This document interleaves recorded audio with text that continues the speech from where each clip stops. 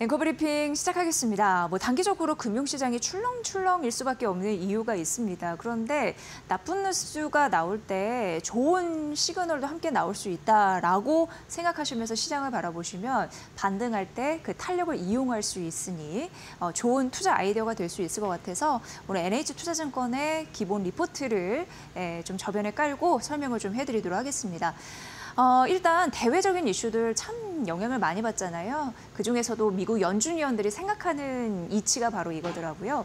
일단 올해 미국 GDP 성장률 전망치는 자꾸 낮아지고 있어요. 그러니까 지금 연준 위원들은 대부분 2%가 안 되겠네라고 생각을 하고 있는데 이게 미국 잠재 성장률보다 또 밑에 수치로 바라보는 거거든요. 그거 좀 참고를 해보시고 그런데 또 물가 상승률 전망치는 또 높게 생각을 하고 있는 상황입니다. 대부분의 물가 지표를 봤을 때 종전 대비해서 더 오르는 흐름들. 그러니까 이 얘긴즉슨 성장률은 떨어지는데 물가는 여전히 높다? 연준 위원들이 스태그플레이션을 인지하고 있구나. 이렇게 생각하셔도 크게 문제가 없을 것 같습니다.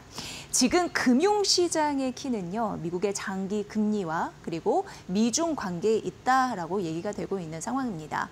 연준은 목표가 뚜렷합니다. 인플레이션을 억제하려고 하죠. 고물가를 싫어합니다.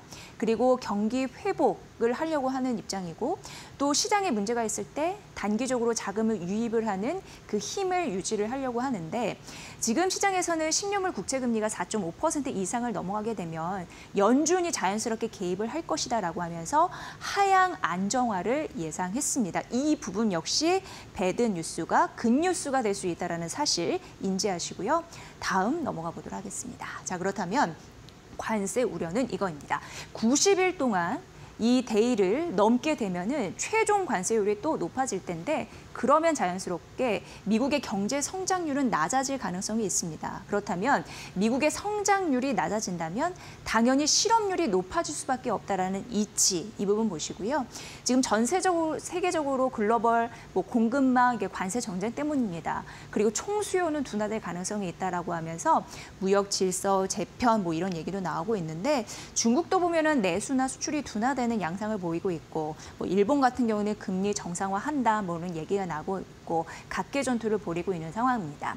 어쨌든 관세 불확실성에 놓여 있는 상황인데 이러한 나쁜 시나리오가 지속적으로 나온다면 연준은 전반적으로 관세는 감세가 될 가능성이 있고 연준은 정책을 완화할 수도 있다는 기대감으로 바뀔 수 있다는 것도 한 축으로 생각해 보시면 될 것 같습니다. 그래서 2분기 중후반부터 정책 그리고 유동성 이 부분이 핵심 변수로 시장에 떠오를 것이다라는 증권사의 분석 아이디어 있었습니다. 자, 그럼 우리나라는 여전히 부진합니다. 그리고 내수 경기 활성화 정책을 원하고 있습니다. 조기 대선 국면에서 국민들이 원하는 대통령은 경제 전문가가 될 것이고요.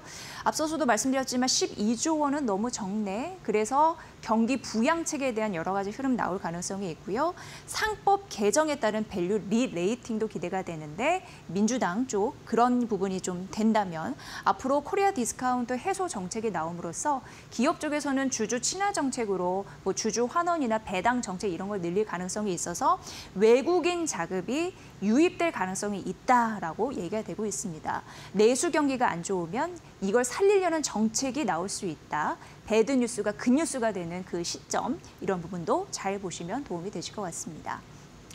지금 코스피 지수는 반등하고 있지만 밸류에이션은 여전히 낮다. 그래서 조금 더 매력적이다라는 흐름이 있고요.